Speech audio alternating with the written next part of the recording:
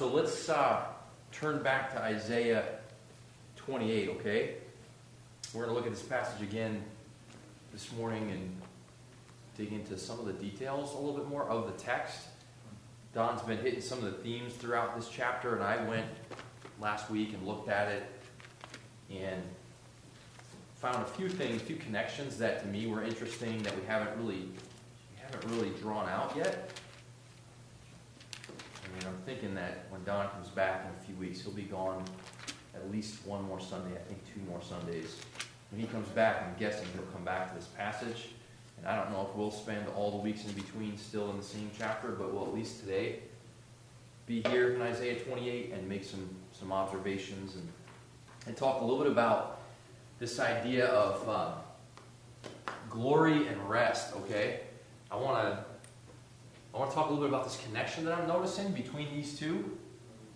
And so first what we'll do is we'll spend a minute defining these terms. And there just seems to be a real connection between the concepts of glory and rest in this chapter. How are you understanding? Let's start with rest, because we've been talking about that quite a bit the last few, weeks, months. How are you understanding the concept of rest in the context of our conversations here at church? How are you understanding rest? What are some other ways of describing it? Relief. Relief.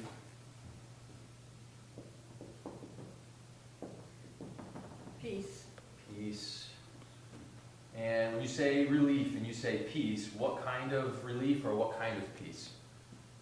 Could you say a little bit more about that? Maybe it's broad. I see it as, and remind myself of it often when I find myself worrying, anxious, judgmental, being decisive out of my own priorities. I just remind myself I don't need to be involved in this. So opposite of some of the anxiety or stress, worry, frustration, and then just the way you're describing it, Laura, it's like the relief of being a little bit freed from that. So you know what, I don't have to be here. Okay. And Sydney, when you said peace, did you mean peace in a similar way, in a kind of a subjective experience of peace, or did you mean that too? Okay. But I'm thinking more of the fact that most people on earth don't know why they're here or anything about that. Okay. And the fact that we know what's going on and we know who is in control. Okay. It just brings a great peace that a lot of people have no clue. Yeah, so you're like talking about it grounded in a certain belief in terms of God's character and the whole reason we're here and purpose that maybe other people don't have any kind of clarity, but... Well, even in everything, like politics, everything, you just realize that it's not like most people think. Okay, so you're talking about the peace of having some kind of confidence or assurance,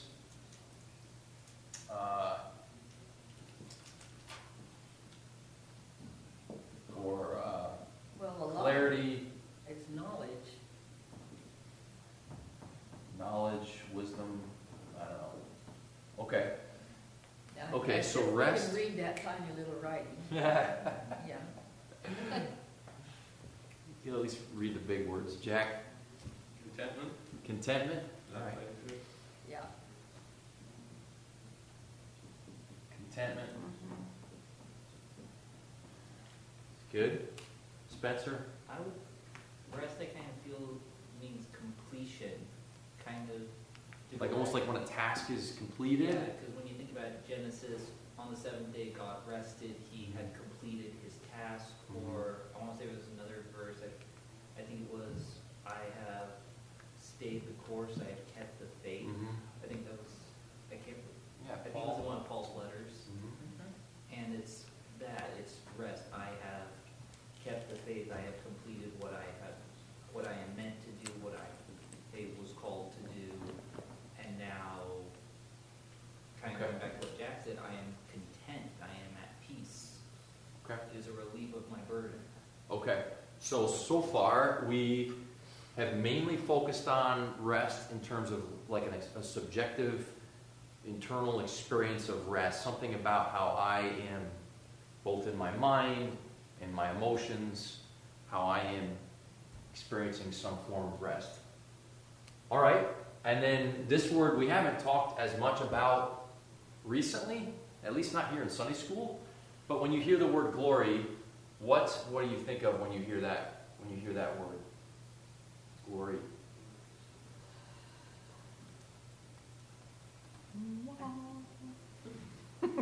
Like the and the bright shining light. Yeah. Okay. We think of some Old Testament examples like that where there literally is this bright light, the Shekinah glory of God.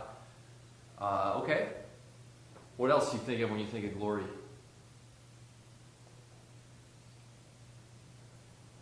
I mean, when you say when it's said of an athlete, well, he just wants all the glory. What does that mean? Attention to himself. Okay. All right. Attention. I don't know. I'm going to do this. Brightness. One sense. Can we say honor? Sure. And you probably have heard us say this before, or you've heard somewhere that the Old Testament word for glory, the root is related to this concept, or it can be related to this concept of weightiness, substance. So glory can have this connotation of a weight. In kind of an older sense, like Greeks, in old battles and such, soldiers would often use it. Even like when you talk about Athens and glory, it's a sense of renown that would live beyond you or your reputation. Well, like legacy almost? Legacy. Yeah. Okay. All right. Maybe legacy has to do with that ongoing memory of a certain honor a person might have had. All right. So just kind of teasing out the range of meanings for these terms: rest, glory, and this passage here in Isaiah 28 that we've been looking at for weeks now, as Don has taught, connects the two in some interesting ways that we haven't really explored yet. And as I looked at this text this past week, to me, it sort of jumped off the page at me, and I found it interesting. So I wanted to dig into it a little bit. All right? Let's do this. Let's read the first 3 verses. And I want to notice a term that's repeated here. All right? First 3 verses of Isaiah 28. And I'm going to explain a little bit of the context of this. I think Don said a bit about this, but not too much. So I want us to, in order to make this connection, understand the connection between these two concepts of glory and rest, we'll have to say a little bit about the context of this as far as we know it, as much as we know it, because some of it we can't know because we weren't there, and there aren't a lot of historical records that clarify all these things. But verses 1 through 3, Isaiah 28, "Woe to the proud crown of the drunkards of Ephraim, and to the fading flower of its glorious beauty, which is at the head of the fertile valley of those who are overcome with wine. Behold, the Lord has a strong and mighty agent, as a storm of hail, a tempest of destruction, like a storm of mighty overflowing waters. He has cast it down to the earth with his hand. The proud crown of the drunkards of Ephraim is trodden under foot." And I'm going to go to verse 4. "And the fading flower of its glorious beauty, which is at the head of the fertile valley, will be like the first ripe fig prior to summer, which one sees as soon as it is in his hand and he swallows it." Let's stop there. Repeated a couple times is this term, the proud crown. You see that in verse 1, and again, where else do you see that? Verse 3. Proud crown. 1, 3, I think it's only 2 times. Is that right? Okay. Now, connects this idea of the proud crown, which we'll talk about in a second, what that likely symbolizes, but it connects it with the name Ephraim. Who remembers who Ephraim is in terms of the biblical character, the person Ephraim? Anybody remember who he is? Yeah, Manasseh's brother, and whose son? Joseph's son. And the meaning of the name Ephraim, and it's in Genesis 41:52. Don't turn there. I'll read it to you. It says that Joseph named his second son Ephraim, for he said, God has made me fruitful in the land of my affliction. So the Hebrew term Ephraim, there's a root there that has to do with fruitfulness or abundance or blessing in that way. Well, Isaiah here uses the term Ephraim, the name Ephraim, to speak of a subsection of the northern kingdom. God's kingdom has been divided at this point. There's the northern kingdom, the southern kingdom. And the capital of the northern kingdom is Samaria, the city of Samaria. And that was, at times, referred to or connected with the name and the, in a sense, the legacy of the person of Ephraim. Okay? So this is describing almost like the Washington, D.C. of the northern kingdom. The center of their power. So think of the northern kingdom's leadership. That's what this is talking about. And it uses this term, this metaphor, twice. Proud crown. Why do you think it uses the terms and links the two? Proud crown. Why might that be? Well, when you look back to see what happened with that, especially starting with Jeroboam, when he took them up there away from Jerusalem and caused them to worship Baal, or however you pronounce that. Anyway, I'm sorry, but this frog won't leave. It's all right. Anyway, they rebelled against the true Lord that led them there in the first place. And then they, of course, were taken over by the Assyrians eventually. Mm-hmm. So why the metaphor of a crown? What's that represent? Well, Rehoboam stayed on the crown for Judah, and Jeroboam became the crown, or the leader of... Okay, so it makes you think of leadership. And it's, just real basic. If we had a fifth grader up here and we talked about a crown, what would they probably think of? King. Yeah. King. Authority figure, right? Mm-hmm. And proud crown, this is we had years ago, we did like a Bible study of Isaiah, an inductive study that used symbols, and so pride, whenever that occurred, we had an upward arrow, right? So proud crown, this is an elevated view of themselves. And Ephraim, the name meaning fruitful, interestingly, the city, that area, was historically, at times, a very fruitful area, very wealthy area, had a strong economy, and so they were fruitful. And God is revealing something about the problem with it all, and he uses this imagery of a proud crown a few times. And then he also speaks of them as being like drunkards. Where do you see that? Verses 1 through 4. Okay. Verse 1, where else? Actually, twice in verse 1, Okay. and then again in verse 3. And verse 3. And then it, notice this. Jump down to verse 7. Someone read verse 7 for me. And these also reel with wine and stagger from strong drink. The priest and the prophet reel with strong drink. They are confused by wine, they stagger from strong drink. They reel while having visions. They totter when rendering judgment. And go ahead and read the next verse too, Spencer. For all the tables are full of filthy vomit, without a single clean place. All right, so what kind of picture is that painting?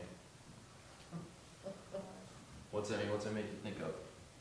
Day after a bunch of travel, he's had too much beer. Yep. I'm sorry, I'm tired. You're good. All right, all these terms, right? Stagger, confused, reeling, tottering. And the fact that they err in their vision or what they see or what they think. Yeah, he mentions the, let's see here, where is it? He mentions the prophets and the priests in verse 7. So here are some of the leaders and the ones who should be in touch with God and communicating on behalf of God, and yet he's describing them in terms of this, as Spencer said, like a frat party, a bunch of drunks. And why would he, does he literally mean they're drinking all the time? Maybe, I don't know, maybe. But what do you think he's getting at? They might as well be drunk. Might as well be drunk? And what's the effect of that? Go ahead, Dave. I just think about the relationship between the two, the proud crown and the drinking. I think that there's a association, there's an attentiveness to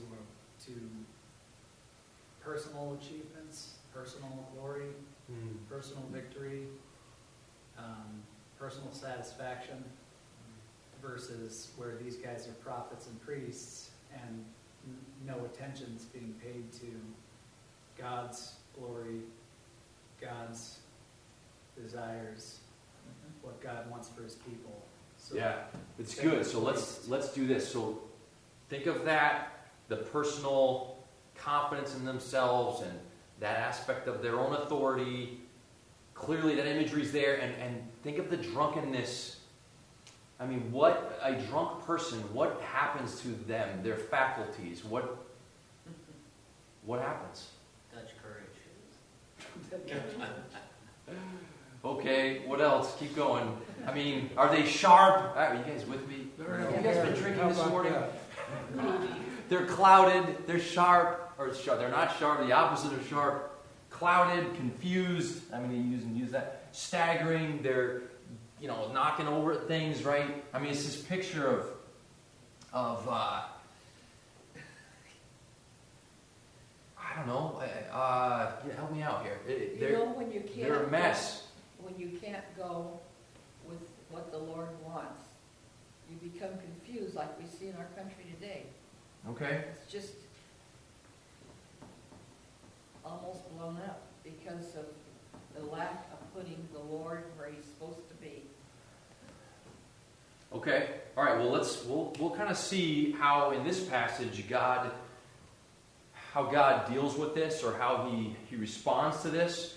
But the picture being painted is people who are a mess, who are making messes, who are confused, who are in a position of authority. They have a sense of confidence in themselves, and yet they're really wreaking havoc in their own land. This is a big problem, okay? And the imagery is to describe people who think they know, and yet they're sloppy and all over the place and clouded in their judgment, and they don't see clearly. It's a disaster, okay? Now, in light of everything I've said about the northern kingdom and their affluence at certain seasons, and the way he describes it, and the imagery of Ephraim, and the fruitfulness, and the abundance, and the proud crown, and the drunkenness, and all of that, how might we identify with that today? And I don't mean as a nation per se, but I mean like personally. How does that connect with you personally? Is there a sense in which you can identify with the experience of the people in the northern kingdom? Yeah. Crickets. Yes. And that's it. That's it. ... Is there? Yeah. It's like capital Y. E. S. So it's like emphatic, yes. Okay. I think I'm, there too, there's a couple reasons why people drink to that level. I think there's one where there's the celebratory, Mm-hmm. and then I think the other is there's the grief or anxiety, stress, depression. So I think that, and I think that what he's describing there, based on the first statement especially, is not the latter. At least describing the celebratory sort of, everything's together, like frat party, we're all good, everything's good, we're fine. Yeah, and there's a human draw to that sort of thing in a celebratory way, and yet the end, even as he explains in verse 8, the tables are full of filthy vomit. I mean, it's like we know the end of that. And he, I believe, is using metaphorical language here. Talk about there may be a celebratory motivation in terms of how they get involved in that type of, the way they think about their leadership, and they think about who they are and what their vision is for their future and so on and so forth. But in reality, they're clouded, they're filthy, they're a complete mess. And God, being as gracious and merciful as He is, He is going to intervene. And so we'll come back maybe to this and how we can identify with this. This is helpful. Maybe it'll become more clear as we move. I was going to expand on it. I think that as one gets older Yeah, and has more life experience to look back at yeah, and realizes how they thought they had it figured out at any stage in their life, which at this stage of life you go, I didn't have a clue in any of those Yeah. places. yeah, I thought I knew. yeah, I was convinced I knew. I knew. yeah. And I look back now and I go, I didn't have a clue. Which can relate to being staggering. Right, clouded. You may not at the time realize you're clouded, but looking back, I didn't know what in the world I was doing. I was. And you know, when you My mind sober was- up to point whatever it is, 2 from a point 5, you still think you're pretty sober, I'm fine, but you're still not. Yeah, right. So I think, who was the philosopher that said the unexamined life is not worth living? Yeah, I think that was like Socrates, one of Plato, those guys. Yeah, yeah, Aristotle, I one used of to know those that. Greek guys. Yeah, And I think that the more you look at your life, even though you may think, yeah, I've got it figured out now, historically your life will probably tell you that you are still off somewhere. yeah. And so this is a picture of people who are, maybe to put it simply, who are a mess and don't even realize to the extent to which they are a mess. They are confident in their own proud crown, their elevation of their own perspective, their own thinking, their own understanding, and yet they're like a drunk who's clouded, confused, and breaking things and vomiting all over the place. I mean, complete mess, right? All right, so now let's look at the God's glory piece and what He says about that and the intersection of the two. Because what I'm getting at, just to remind you, some of you weren't here when we first started, but we're trying to talk a little bit about the connection between these two concepts, glory and rest, that are here in Isaiah 28. Is just a fascinating connection that I think will help us. All right, so let's keep going with God's glory. All right.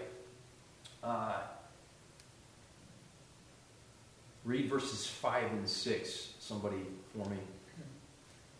In that day shall the Lord of hosts be for a crown of glory, and for a diadem of beauty unto the residue of His people, for a spirit of judgment to him that sitteth in judgment, and for strength to them that turn the battle to the gate. Okay, there's this contrast. We had the proud crown of Ephraim here. We now have what kind of crown? I mean, depending on translation, I think mine, it's beautiful. Beautiful. I have glorious crown. Beautiful, glorious crown. There's another, the word diadem is there, which similar. And what's the adjective with that? Is it Beauty. Glorious. glorious, beautiful? Okay, well, I mean, we'll just say, okay, same idea, all right? So it's emphatic. There's a contrast between the fading flower of Ephraim. Go back to verse 1. See, it says there, to the fading flower of its glorious beauty. So there was a sort of glory to this, but it's a fading glory. Okay? So I'm going to do this. Fading. Here, when it speaks of God's glory, it's in contrast. It's a unfading glory. Okay? It's a lasting. It's a lasting glory. Think of like a fading flower. They bloom in the spring. We have our rhododendrons at home, and they bloom. Those flowers show up, and they're there for a very short time, and then they die off. Right? It's that picture of the flower that blooms and then dies and then just disintegrates. And yet God has this lasting beauty, lasting glory. He has the crown. He has the diadem. This is talking about the elevation of God. Okay. But verse 6 kind of portrays a building of strength.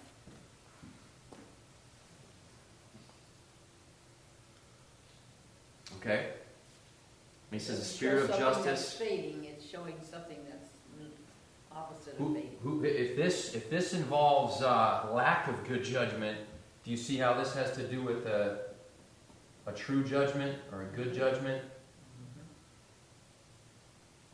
and a true strength? I'm inserting terms here, but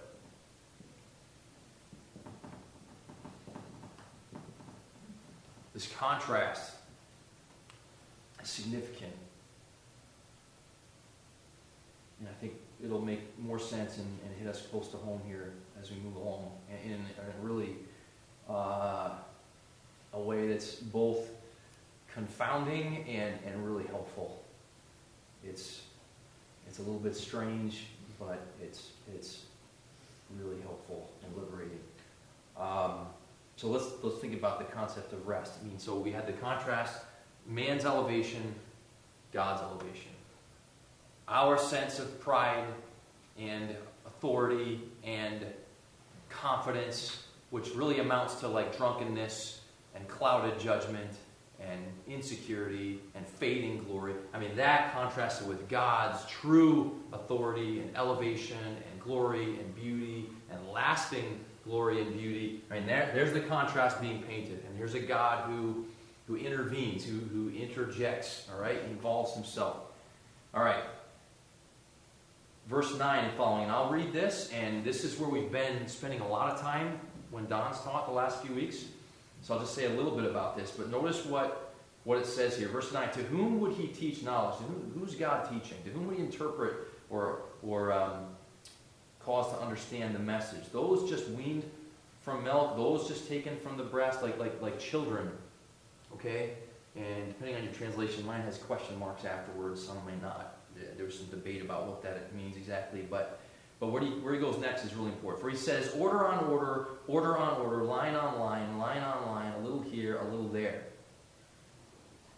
Indeed, he will speak to this people through stammering lips and a foreign tongue. So God is speaking, and it's like this gibberish. And in the Hebrew, I looked this up, it's interesting. In the Hebrew, this is what it sounds like, all right? It's tzav l'tzav, tzav l'tzav, kav l'kav, kav l'kav, zir sham. It's like, it's kind of like that a little bit. Like, what? And he's saying God is communicating, and in one sense, he's communicating through this stammering babble, kind of. And the translations are, in mine, I read mine order on order, line on line, a little here, a little there. Listen to this one, the NIV. Do this, do that. A rule for this, a rule for that. A little here, a little there. I mean, one of the things that we've talked about is how there is that which is spoken and that which is heard. And I think it was last Sunday, Don talked from this one article just dealing with human psychology. And it's a fascinating study to look at, okay, one person communicates one thing, but what they communicate and what they intend to communicate may be very different from what that other person heard. And he gave some examples. That's just a fascinating concept of why that is in the first place, and how we all have these presuppositions and prejudices, and we hear things and interpret things a certain way. And that too all has to do with our elevation and our inherent trust in our own understanding, even though it's clouded. But anyway, he's saying here, God speaks, and it's like gibberish, and we hear it a certain way. And what it really is getting at is that God is intending to communicate to his people what is described in verse 12. He said to them, here is rest. Give rest to the weary. Here is repose. But they would not, what? Listen. Would not listen. So God speaks rest, repose, which again, just these terms make us think of some of the concepts we talked about earlier, relief. But the people, what they hear is, they hear Dave do the teacher from Charlie Brown for us. That's what they hear, all right?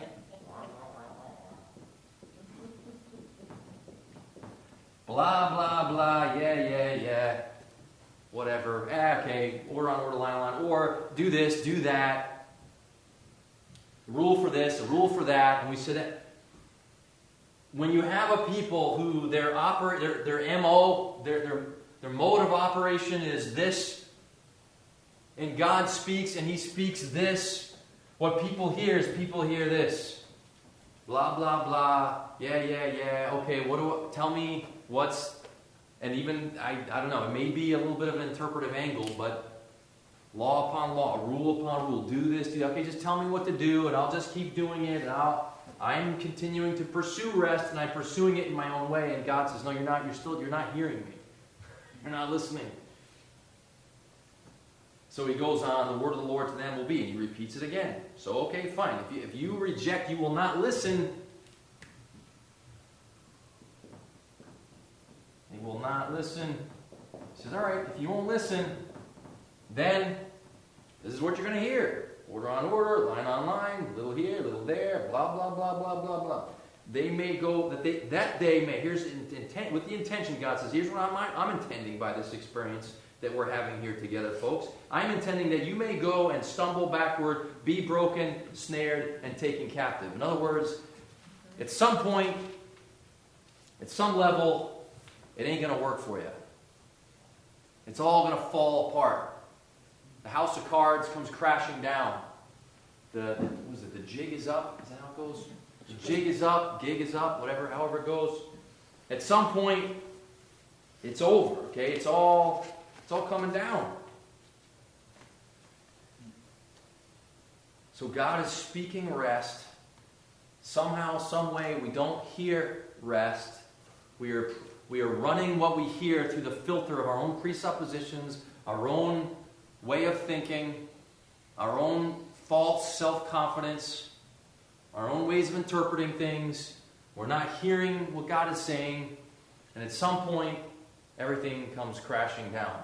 And this is, we'll read a little farther, and I want to share with you some other, we've got plenty of time. I want to share with you a section of this book, and then a couple of New Testament passages to tie it all together in encouraging ways. Verse 14, therefore hear the word of the Lord, O scoffers, who rule this people who are in Jerusalem. Okay, leaders, listen up. Because you have said, we have made a covenant with death, and with Sheol we have made a pact. The overwhelming scourge will not reach us when it passes by, for we have made falsehood our refuge, and we have concealed ourselves with deception. Therefore, thus says the Lord God, behold, I am laying in Zion a stone, a tested stone, a costly cornerstone for the foundation, firmly placed. He who believes in it will not be disturbed. We'll stop there.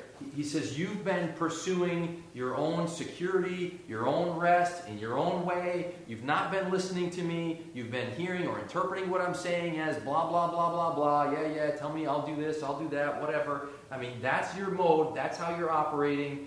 He says, but listen to this. You've made this pact with death, meaning you think you can prevent death, protect yourself from death, escape death, or escape at least the hardships or the misery of death, of loss. You think you're going to get away from all that, and you have your strategies for getting away from all that.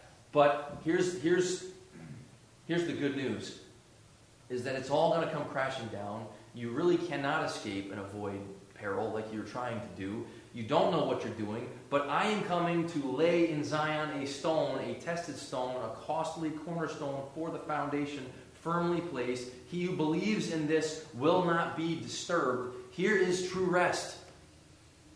It's coming to the provision of God, and it's coming very clearly through the person and work of Christ, who lays the true foundation beneath our feet, who is the real source of rest, the real source of security. It's not something we attain by our glory or our efforts or attempts. It is something that God, in His glory, in His unfading beauty, is unveiling. It's something He's up to, and the cornerstone and foundation of it is Jesus. So, and as far as why that, or how that makes sense, or why that matters, we'll tease that out in a second. But let's turn to the New Testament. 1 Peter 2. In fact, I'll turn there. Can someone else turn to Ephesians 2 for me? Can I volunteer to read a passage in Ephesians 2? Anyone? I got it. Thanks, Greg. You go to Ephesians 2. I'm going to 1 Peter. To what? 2, 19 to 22, but don't read it quite yet.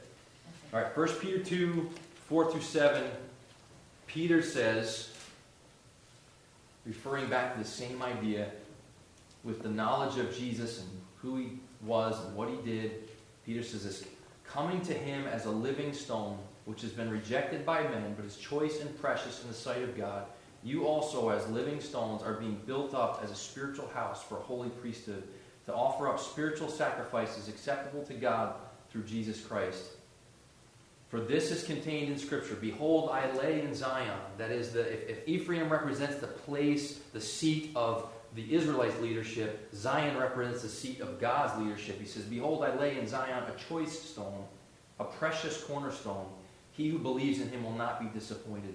This precious value then is for you who believe, but for those who disbelieve, the stone which the builders rejected became the very cornerstone, and a stone of stumbling and a rock of offense, for they stumble because they are disobedient to the word.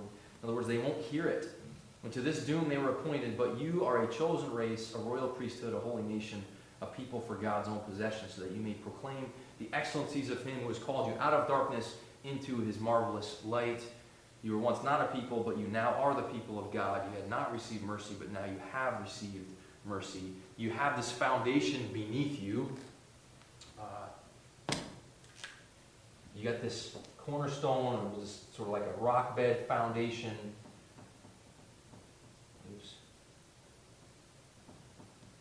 Of Jesus and Him crucified and what He accomplished for you. And then Ephesians 2, 19 through 22. Greg, can you read that? And I'll tie it all together. Now therefore, you are no more strangers and foreigners, but fellow citizens with the saints and of the household of God, and are built upon the foundation of the apostles and prophets, Jesus Christ Himself being the chief cornerstone, in whom all the building fitly framed together groweth unto an holy temple in the Lord, in whom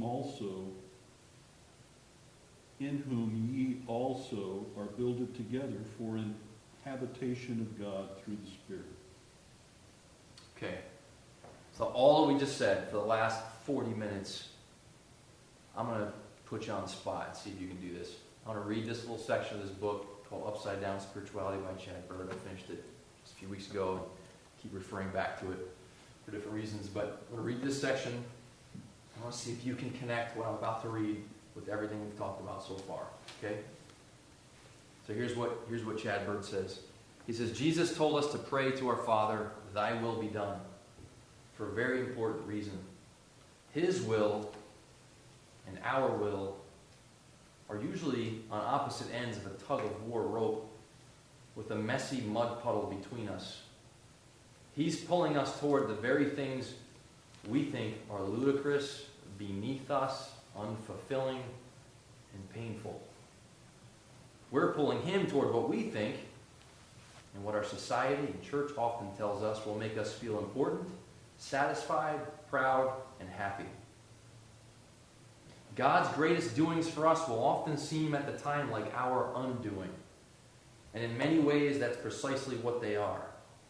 He's tugging us through the mud puddle. He is undoing us, unconfusing us, undeceiving us. Just as the cross must come before Easter arrives, so in Christ we must die to, quote, the elemental spirits of the world, its assumptions, its pseudo-wisdom, that we might arise with new eyes illumined by God's Spirit. These new eyes that see things from a divine perspective will point our feet down paths that lead to the blessed achievement of failure, or His spiritual success through our fleshly failure. All right, who can connect the two? Can you do it? Or does that sound like the teacher from Charlie Brown to you? So what's standing out to me, so I would back up a little bit, because I totally get what Chad is saying there. I think it's right on the money. But I think just looking back at the way he writes that in Isaiah, so the way Hebrew poetry is written is something that's written twice is you emphasize it, like where Jesus says yes, yes, and no, no. Mm-hmm. So there's an emphasis put on that statement. So whatever that statement is, order on order, order on order, line on line, line on line, there is an emphasis. That is what's, he's pointing out that is what's being emphasized. Mm-hmm. And then if you flash forward to where Jesus' accusation of the Pharisees, where he says, you search the scriptures, for in them you think you have life, but it is they that testify of me. He's saying the same thing.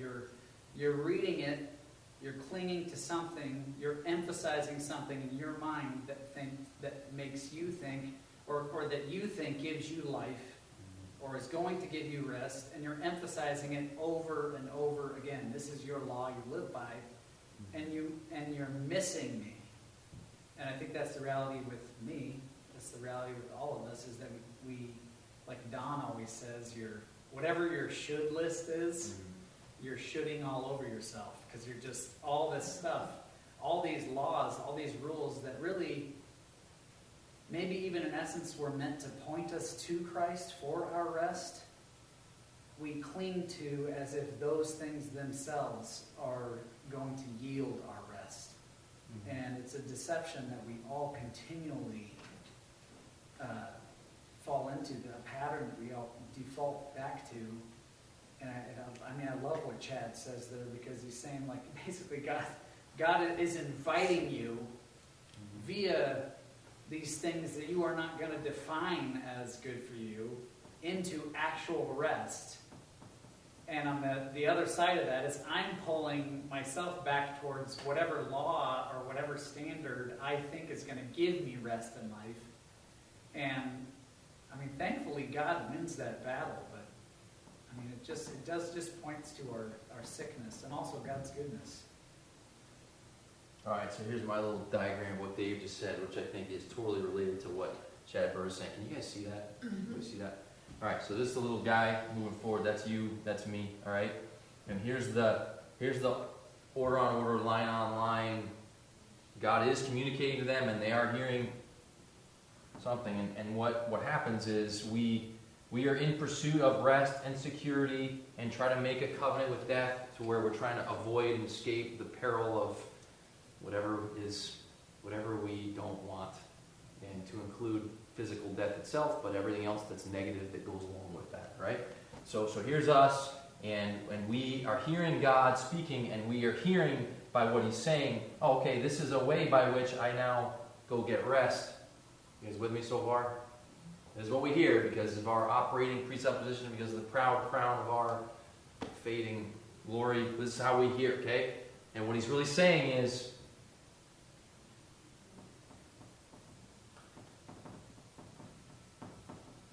now, I'm not just saying Jesus in some weird way. I'll explain that in a minute. But foundationally, like the rest, I've been speaking to you, rest in terms of who I am, my glory, my plan, my will. Like I've got you, right? I've got you, and I'm communicating to you, and I've been communicating to you rest, that I've got this, but you keep going this way. Are we tracking? I don't know, I see blank looks. You guys with me? All right. So what I hear you saying is, and what I hear, rest is a person, it's not a process, or a method, or a instructive list, Checklist. checklist. shall I be stoned? It's not even Scripture. It's a person that Scripture tells me about.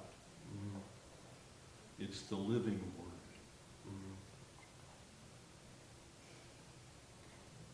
And I think, look, the disruption of your life and mine, which we all, every single person in here is living with in some way, shape, or form, a form of disruption. Things not going according to plan.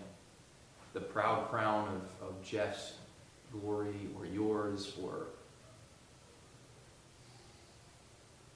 what I hold on to, what I want, what I think would give me rest. Take the L out. And that's what happens. Gory, not glory, gory, that L. Yeah. And it's this clouded thinking. I mean, the picture he paints, even he says at one point later, you make this pact with death. You're like this agreement. Okay, death, here's the deal. We'll make this agreement. I'll do this, and then you don't get to touch me. Okay, this is how it'll work, and this is how we'll avoid it. And God's saying, look, here's the bad news is you're a drunk fool who's vomiting all over himself. That's the bad news. You don't get it. The good news is I'm coming to lay a foundation for you that cannot be shaken. And he goes on to say, I'm going to basically eliminate your covenant with death. I'm going to be the one who actually deals with the problem of your death and loss and peril. I'm going to be the one who takes care of you. Verse 18, your covenant with death will be canceled. Your pact with Sheol will not stand. And here's how he does it. Here's how he does it. He does it by, this is fascinating, okay? When the overwhelming scourge passes through and you become its trampling place, as often as it passes through, it will seize you. Morning after morning, it will pass through. During the day, during the night, sheer terror.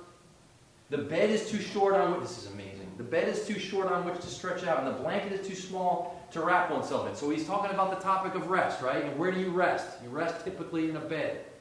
You try to go to bed to sleep. Have you ever been in a situation where you're trying to sleep and the bed is too short, the blanket's too small? How can you sleep? You sleep well or not well usually?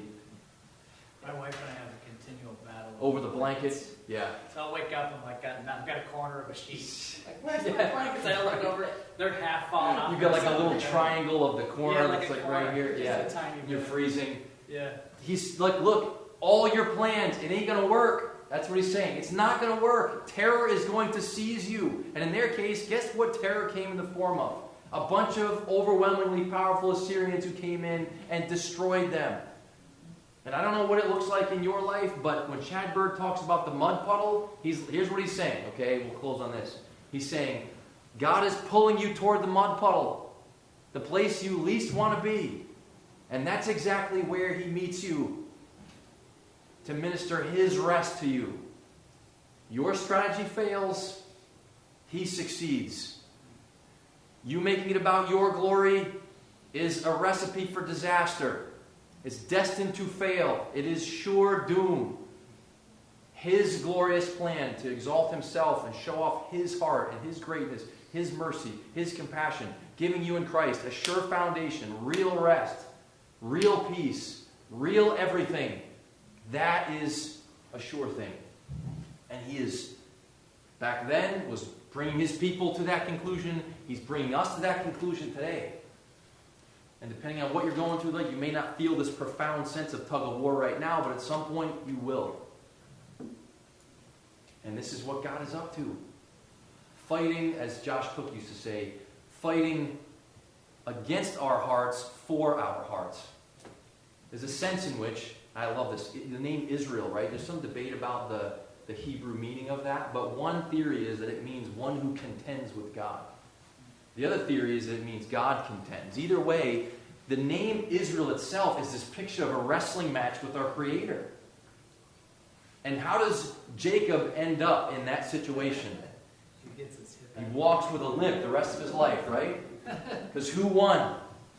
God won. But who gets the blessing? Who gets the outpouring of favor? Jacob does. I don't know, something powerful about that. It's the gospel. On Christ, a solid rock I stand. All other ground is including the false ground of my glory and what I'm trying to get, how I'm trying to make for myself, and the life that I want to build for myself. For no man, no man can lay a foundation other than that which is laid, which is Jesus Christ. There is no other foundation for your soul or mine. So, in some ways, the undoing of our glory, the exaltation of God's glory, is the rest that we need. And I realize that is a message that still, it's like we can hear it, we can kind of understand it, but it's still hard to grasp. It's hard to trust. It's hard to believe that we're that well taken care of and that secure. And God says it's true, and as He opens our eyes to see it, and He uses even trials to help us see it, there is some rest. And in the future, there will be real rest, thank God.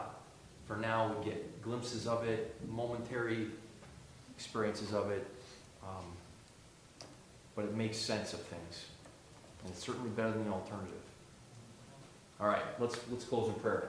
God, thank you for this time in Sunday school this morning and for allowing us to connect these dots and think through these things.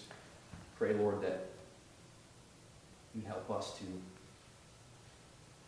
somehow, some way be captivated by the unfolding of your plan, your purposes, your storyline, to hear your voice speaking words of rest to us through the person and work of Jesus, what He did.